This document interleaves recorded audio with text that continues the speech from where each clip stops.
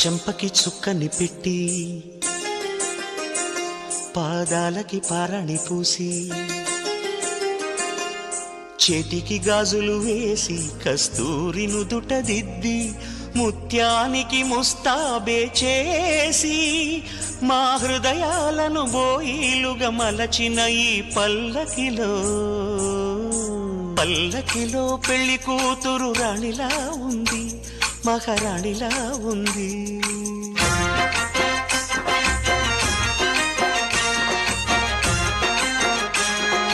రాణిగారికి సిగ్గులు వచ్చే, రాజుగారికి చిరునవ్వొచ్చే, ఈ ఇద్దరి పెళ్లికి ఆనందం అతిథిగా వచ్చే.